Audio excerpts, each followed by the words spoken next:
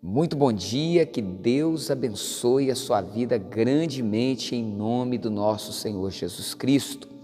Olha, nós vamos começar essa semana, uma semana de oração pela reconstrução, tá?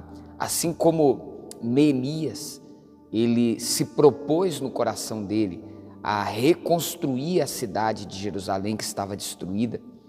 É óbvio que quando você lê ali a história de Neemias, você vê que não foi fácil a reconstrução, não foi fácil, mas ele, através da sua fé, da sua determinação, conseguiu alcançar essa reconstrução.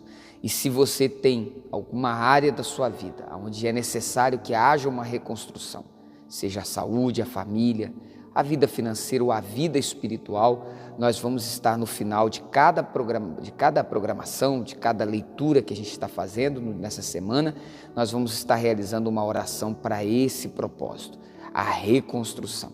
Fique até o final, prepare ali o seu copo com água, o meu já está aqui preparado, porque nós vamos ler uma palavra e logo depois nós vamos fazer essa oração, tá bom?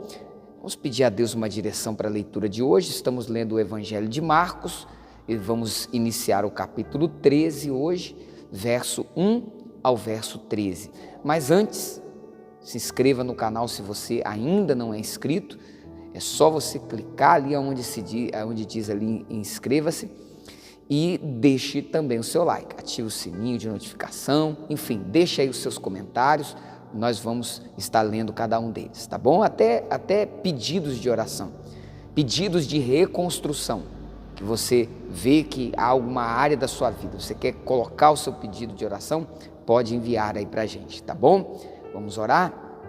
Pai querido e amado, queremos a direção do Espírito Santo para podermos ler e entender o que está escrito na Tua Palavra. Em nome de Jesus te pedimos e te agradecemos. Amém. Acompanhe aí a leitura. Ao sair Jesus do templo, disse-lhe um de seus discípulos: Mestre, que pedras, que construções. Mas Jesus lhe disse: Vês estas grandes construções? Não ficará pedra sobre pedra que não seja derribada. No Monte das Oliveiras, defronte do templo, achava-se Jesus assentado quando Pedro, Tiago, João e André lhe perguntaram em particular: Dize-nos, quando sucederão estas coisas? E que sinal haverá quando todas elas estiverem para cumprir-se? Então, Jesus passou a dizer-lhes: Vede que ninguém vos engane. Muitos virão em meu nome, dizendo: Sou eu, e enganarão a muitos. Quando, porém, ouvirdes falar de guerras e rumores de guerras, não vos assusteis, é necessário assim acontecer, mas ainda não é o fim, porque se levantará nação contra nação, e reino contra reino. Haverá terremotos em vários lugares e também fomes. Essas coisas são os princípios das dores. Estai vós de sobreaviso, porque vos entregarão aos tribunais e às sinagogas, sereis açoitados e vos farão comparecer à presença de governadores e reis por minha causa, para lhes servir de testemunho. Mas é necessário que primeiro o Evangelho seja pregado a todas as nações.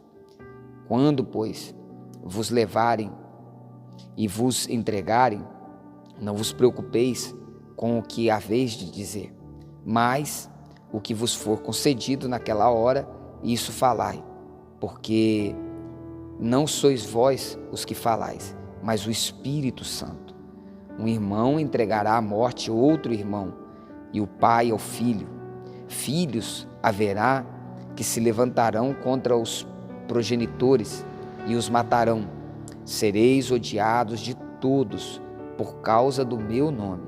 Aquele, porém, que perseverar até o fim, esse será salvo. Aquele, porém, que perseverar até o fim, esse será salvo. Muito bem. Aquele que perseverar até o fim. Sabe, essa palavra de Jesus, ela vem falar, é óbvio que a maior parte daquilo que Jesus está falando aqui, eu acredito, se cumpriu lá por volta do ano 70, quando os judeus, eles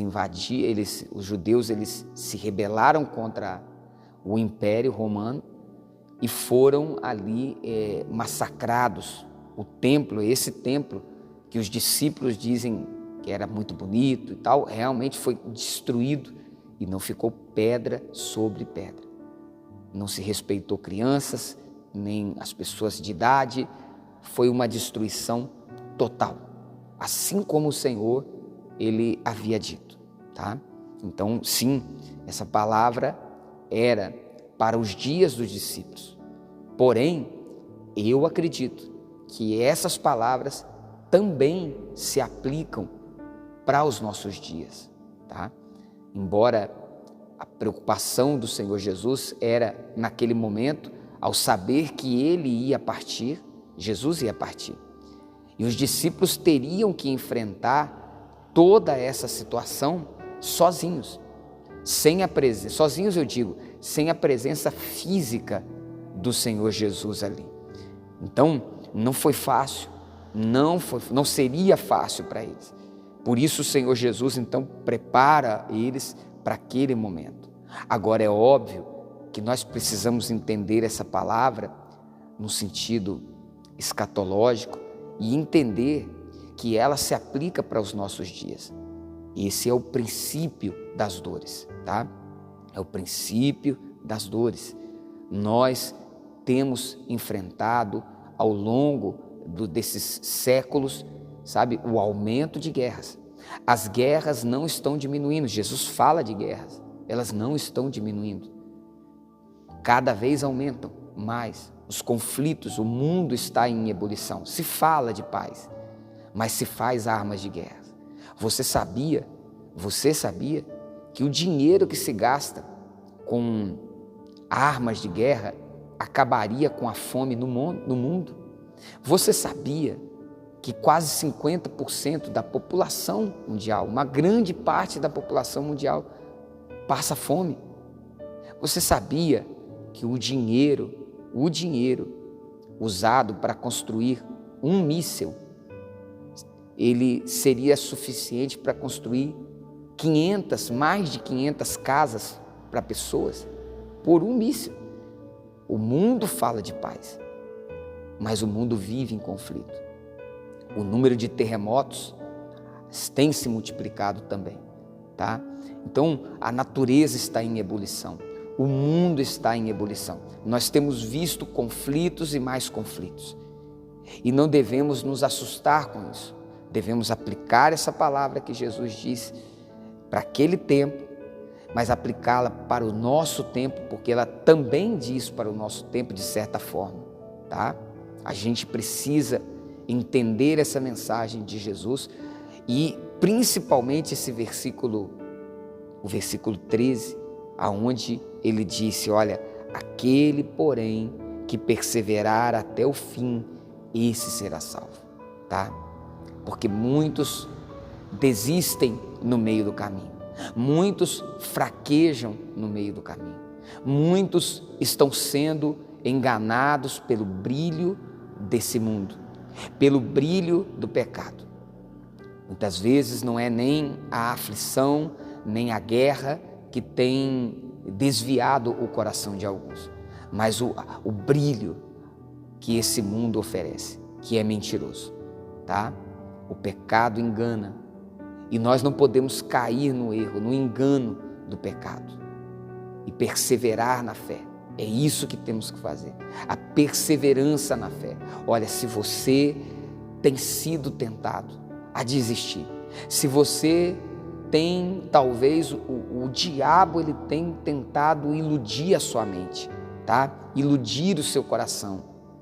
Você talvez estava a ponto de desistir da sua fé.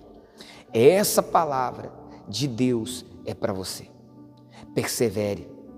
Persevere até o fim. Não desista. Essa é a palavra que eu quero deixar para o seu coração no dia de hoje. Mas eu quero orar por você, porque não existe coisa mais importante na nossa vida do que a nossa salvação eterna. A situação que você está enfrentando agora, por mais difícil que esteja, querido, por mais dura que seja na sua família, seja na sua saúde, seja na sua vida financeira, não vale a pena você deixar de perseverar na fé, por causa dessa situação, tá? É tempo de buscar a Deus. Não se engane. Os dias são maus e o dia do Senhor, cada dia está mais perto de acontecer. Então nós vamos orar agora.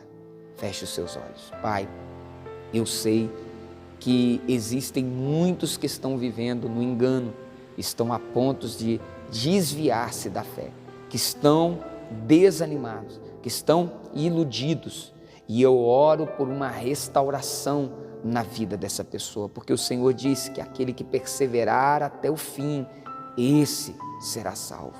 Que nós possamos perseverar, guardar o nosso coração, guardar a nossa fé, em nome de Jesus, Pai. E eu quero te pedir, consagra esse copo com água, e quando essa pessoa beber da água, se ela está doente, cura ela. Se ela está perdida, desorientada, triste, oprimida, liberta ela, Pai. Restaura. Eu oro por uma reconstrução. Meu Deus, cada irmão, cada pessoa que tem enviado aqui o seu pedido de oração, o pedido de reconstrução, olha para cada pedido, Senhor, olha para cada vida. Há aqueles que precisam de uma reconstrução na sua família, que precisam de uma reconstrução na sua saúde, na sua vida financeira, na vida espiritual. Meu clamor é para que haja reconstrução, em nome de Jesus, Pai, em nome de Jesus. Amém e amém. Beba da água. Glória a Deus. Amém. Que Deus abençoe a sua semana. Amanhã nós voltamos aqui com uma mensagem para o seu coração.